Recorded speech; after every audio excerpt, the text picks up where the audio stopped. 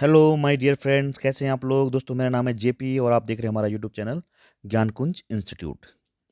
दोस्तों, UK triple के माध्यम से एक बहुत बड़ी भर्ती हमारे सामने आ चुकी है मेरे साथियों, जिसमें आपका पशुधन प्रसार अधिकारी है। सबसे बड़ा पद जो कि लेवल आपका 6 का है। ठीक है, इसके बारे में हम लोग आज डिस्कस करेंगे, है ना। जैसे कि आप देख ही रहे होंगे यहाँ पे कि इसकी जो फॉर्म भरने की जो तिथि है दोस्तों, विज्ञापन तिथि है या फॉर्म भरने की स्टार्टिंग जो डेट है, विज्ञापन ये कल 8 तारीख को आ चुका है। और इसका जो ऑनलाइन आवेदन की जो तिथि है मेरे साथियों, वो है 10 जनवरी से, है ना। तो 10 जनवरी से फॉर्म भरा जाएगा और जिसकी लास्ट डेट है साथियों, ये है आपकी कब, 30 जनवरी 2024 को। ठीक है। और अगर हम इसके बारे में बात करें तो जो इसकी सबसे जो मेन डेट है मेरे साथियों, वो है एग्ज़ाम डेट। एग्ज़ाम डेट की बात करते हैं अगर हम लोग, तो ये 11 फरवरी 2024 में इसका एग्ज़ाम होना है। ठीक है। तो इसमें कौन-कौन से पद आए हुए हैं, क्या-क्या उनमें पोस्ट है ना? तो वो हम देखते हैं ज़रा। तो अगर हम पदों की बात करें मेरे साथियों, तो चयन आयोग द्वारा समूह ग के अंतर्गत पशुपालन विभाग में पशुधन प्रसार अधिकारी 120 रिक्त पद है मेरे साथियों। उद्यान एवं खाद्य प्रसंस्करण विभाग में सहायक सहायक प्रशिक्षण अधिकारी, जो रसायन शाखा है, रसायन विज्ञान वाले जो भी होंगे, उनके लिए 3 पद हैं।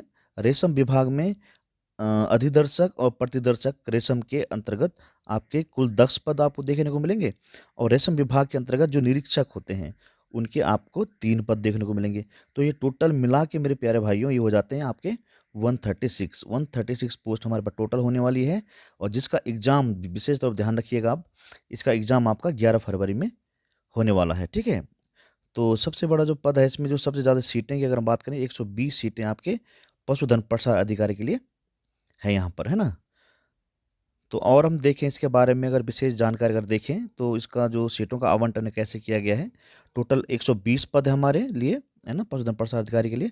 तो इसमें देखें अगर हम लोग, तो कैटेगरी वाइज इसको डिवाइड करें तो यहाँ पे देखिएगा पशुधन प्रसार अधिकारी जो पशुपालन विभाग के लिए है, उसमें अनुसूचित जाति की अगर बात करते हैं तो टोटल 21 पद हैं। उन 21 पदों में मेरे प्यारे भाइयों 6 पद आपके महिला शाखा के लिए चले जाते हैं, है ना। और एक आपका भूतपूर्व सैनिक के लिए चला जाता है। इसी तरह एसटी की बात करते हैं, एसटी के लिए आपके 4 पद आपके रिक्त हैं। टोटल में से 1 पद आपको महिला के लिए दिया गया है यहाँ पर, है ना। इसी रीति से ओबीसी की बात करते हैं तो टोटल 15 पद हैं। उनमें से 4 पद आपके उत्तराखंड की जो महिलाएं हैं, वुमेन्स हैं, उनके लिए यहाँ पर आवंटित किए गए हैं। और इकोनॉमिकल वीक सेक्शन जो ईडब्ल्यूएस होते हैं, इनके लिए टोटल 10 पद हैं। और आपके 3 पद जो हो जाते हैं मेरे प्यारे भाइयों, ये हो जाते हैं आपके वुमेन्स के लिए। ठीक है। और कुल मिला के अगर 2 पद की हम बात करते हैं, तो ये आपके यहाँ रखे दिव्यांग में, है ना, दिव्यांग शाखा में। चलिए, और अगर हम बात करें और आगे, तो सामान्य शाखा की अगर हम बात करते हैं, तो इसमें आपके 58 पद हैं, जिसके लिए आपके क्या 17 पद महिलाओं के लिए है मेरे प्यारे भाइयों। 1 पद आपका स्वतंत्रता सेनानी जो आश्रित लोग हैं उनके लिए है। 2 पद आपके किसके लिए हैं, भूतपूर्व सैनिक के लिए हैं। और 2 पद आपके जो जनरल कैटेगरी के जो लोग हैं, वो है अनाथ बच्चों के लिए। ठीक है। तो ये आपके अलग हो जाते हैं ये पद, है ना। तो कुल मिला के हमारे पास 108 पद थे इसमें। और ये सीटों का आवंटन हमने देख लिया। इसी रीति से जो पशुपालन विभाग के जो पशुधन प्रसार अधिकारी का ये हो गया हमारे पास। अब जो पशुधन प्रसार अधिकारी जो हमारे पास है, पशुपालन विभाग, केवल पशुपालन विभाग के विभागीय कर्मचारियों के लिए अगर हम बात करते हैं, तो ये आपका क्या है, 3 पद अनुसूचित जाति के लिए, इसमें महिला के लिए कोई कोई सीट नहीं है। एसटी के लिए रिक्त पद है, कोई पद नहीं है। ओबीसी के लिए 1 पद आ जाता है। ईडब्ल्यूएस के लिए यहाँ पे कोई पद हमें देखने को नहीं मिलेगा। और जनरल कैटेगरी की अगर हम बात करते हैं, तो 8 पद में से 2 पद हमारे महिला शाखा के लिए चले जाते हैं। ठीक है। चलिए, ये थे पदों की बात। अब हम देखते हैं मेरे प्यारे भाइयों, इसका जो लेबल है 35,400 से लेके 1,12,400, लेबल 6, वेरी इंपॉर्टेंट। लेबल 6 का ये पद है मेरे साथियों। तो जो यूके ट्रिपल एस सी जो आयोग है हमारा, है ना। तो ये जो यूके ट्रिपल एस सी आयोग है मेरे प्यारे भाइयों, सबसे बड़ा जो ये भर्ती करता है, वो कब करेगा मेरे साथियों, एलटी के। और इसके बाद ये जो हमारा लेवल 6 का जो पद है, ये अभी पशुधन प्रसार अधिकारी, इसका ये करने करने वाला है इस भर्ती को। और जो हमारा ग्रेजुएशन लेवल में भी लेवल 6 के जो पद के भी कुछ पद होते हैं, तो ये सबसे बड़ी भर्ती हम इसको मान के चल सकते हैं। ठीक है। एलटी के बाद मतलब, है ना। चलिए, इसमें एज की बात करते हैं तो 21 से लेके आपके 42 ईयर होना चाहिए आपको, है ना। और एजुकेशन क्वालिफ़िकेशन की अगर हम बात करते हैं मेरे प्यारे दोस्तों, तो आपका बीएससी जो है वो आपका या तो जीव विज्ञान से होना चाहिए या कृषि से होना चाहिए या पशुपालन में से किसी एक विषय में स्नातक आपका होना ज़रूरी है। अन्यथा आप इसमें फॉर्म नहीं भर सकते, ठीक है? चलिए, और इसमें पशु प्रशाधिकारी पद के लिए चयनित अभ्यर्थियों से नियुक्ति से पूर्व न्यूनतम 2 वर्ष की अवधि के अथवा ऐसे प्रशिक्षण जैसे समय-समय पर सरकार द्वारा विहित किया जाए पर जाने की अपेक्षा की जाएगी। मतलब अगर इसका मतलब ये है मेरे प्यारे भाइयों, अगर आप इसमें सेलेक्ट हो जाते हैं, अगर आपका सिलेक्शन हो जाता है पशुधन प्रसाद अधिकारी में, है ना? तो आपको 2 ईयर की पहले ट्रेनिंग लेनी पड़ेगी, है ना? ये आपके ऋषिकेश में इसका ट्रेनिंग सेंटर है पशुपालन विभाग में, और यहाँ पर आपकी ट्रेनिंग चलेगी और 2 वर्ष के बाद ही आपको जॉइनिंग मिलती है इसमें। तो मतलब 1 ईयर जो आपका ट्रेनिंग पीरियड होता है वो दोस्तों ऋषिकेश में होता है, और 1 ईयर का जो पीरियड होता है वो आपका अप्रेंटिस में आ जाता है। आपको किसी हॉस्पिटल में आपको अप्रेंटिस करना होगा उसका, है ना? तो कुल मिला के 2 साल का होता है। मतलब जब आप अप्रेंटिस करने लग जाते हैं, तो यहाँ पे आपको सैलरी मिलने लग जाती है। कुछ कुछ अनुदान दिया जाता है आपको, है ना? लेकिन जब ये 1 साल का पूरा जो 1 साल का पीरियड है, इसमें आपको कोई भी पैसा नहीं दिया जाता है, बल्कि आपको जो वहाँ का जो हॉस्टल का चार्ज होता है ना? जो ट्यूशन फीस होती है, वो सब आपको पे करनी पड़ती है, ठीक है? तो ये चीज़ इसका मतलब ये हुआ मतलब यहाँ पे ना। चलिए। अगर हम बात करें तो ये बोलता है कि चयनित अभ्यर्थियों को नियुक्ति से पूर्व 2 वर्ष का प्रशिक्षण दिया जाएगा, है ना? प्रशिक्षण अवधि में संबंधित अभ्यर्थियों को वेतन, ये जो लिखा हुआ आगे, मानदेय या अन्य भत्ते देय नहीं होंगे। ये पहले हमने बता दिया आपको, है ना? अगर हम बात करें केवल पशुपालन विभाग के विभागीय कर्मियों की बात करते हैं अगर हम इसमें, तो इसमें विभागीय कर्मचारियों जिन्होंने भर्ती के वर्ष के प्रथम दिवस को पशुपालन विभाग उत्तराखंड में 5 वर्ष की निरंतर सेवा पूर्ण कर ली है, जिन्होंने ना उत्तराखंड विद्यालय शिक्षा एवं परीक्षा परिषद या उत्तर प्रदेश माध्यमिक शिक्षा परिषद परिषद से जीव विज्ञान या कृषि विषय के साथ इंटरमीडिएट या सरकार द्वारा मान्यता प्राप्त संस्थान से परीक्षा को उत्तीर्ण कर ली है, तो वो भी इसके लिए फॉर्म भर सकते हैं ना, जो विभागीय है ना, तो विभागीय के लिए भी यहाँ पे वो रखा गया, ठीक है?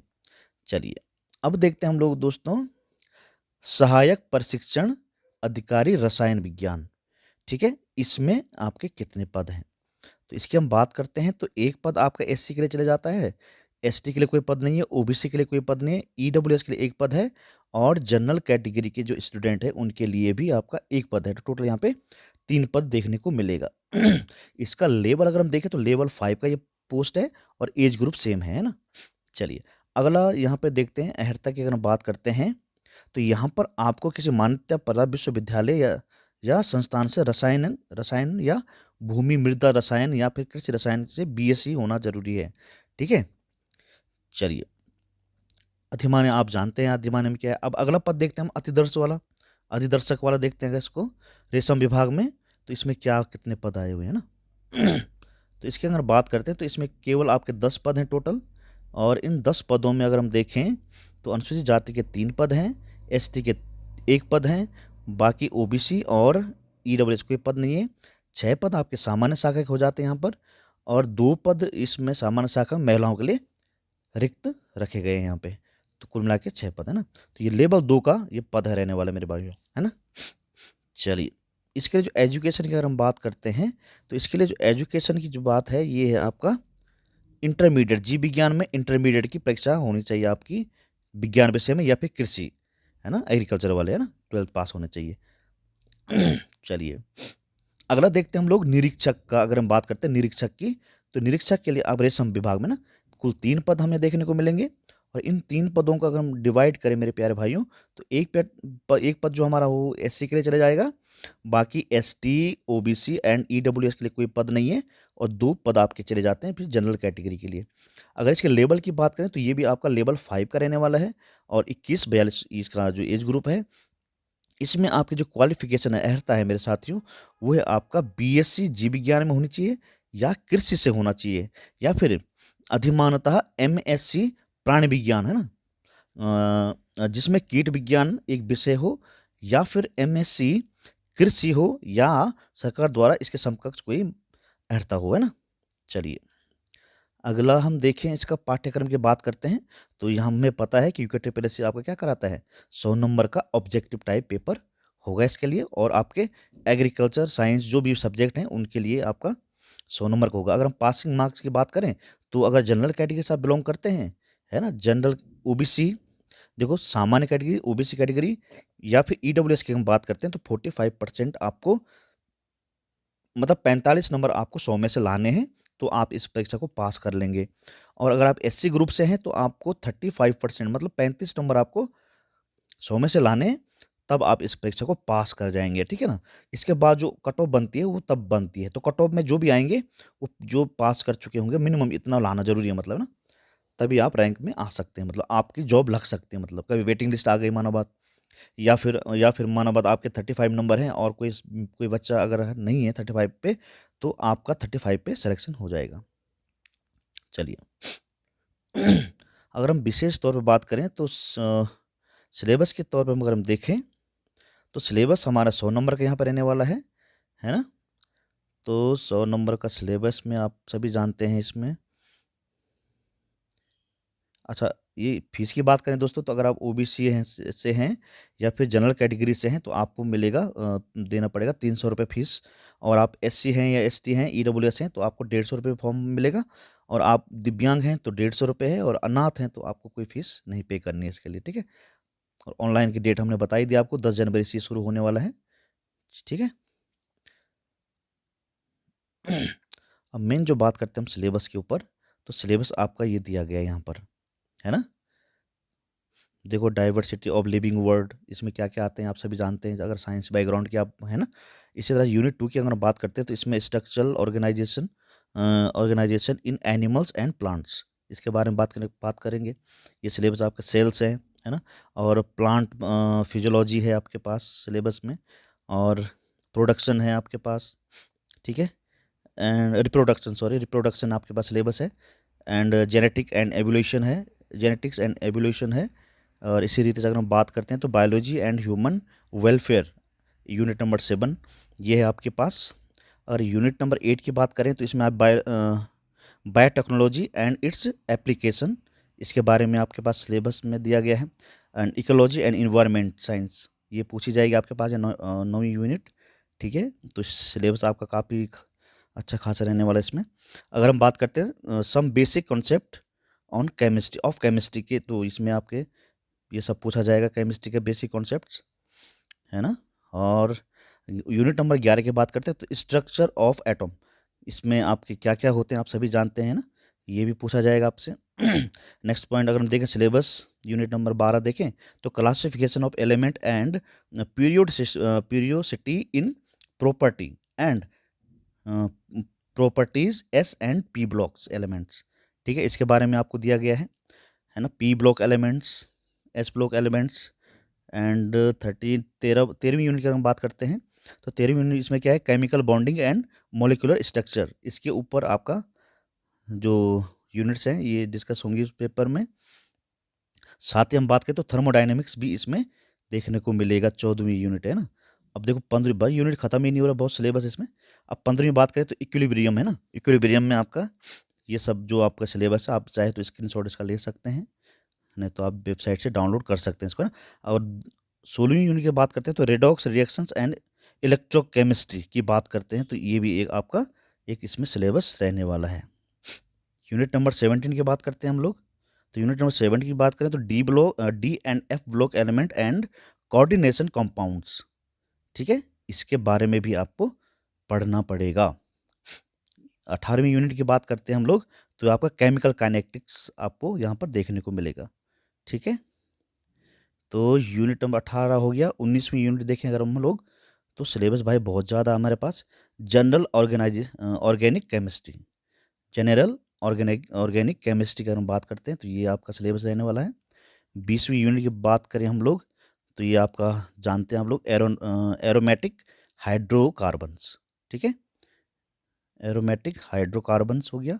21वीं यूनिट की अगर हम बात करते हैं मेरे प्यारे भाइयों, तो ये हो जाए आपका हेलो हेलोकिन्स, है ना, हेलोकिन्स, और आपका हेलोरिन्स, ठीक है। ये तो पढ़ने में भी नहीं आ रहे भाई, अगला देखो ऑक्सीजन एंड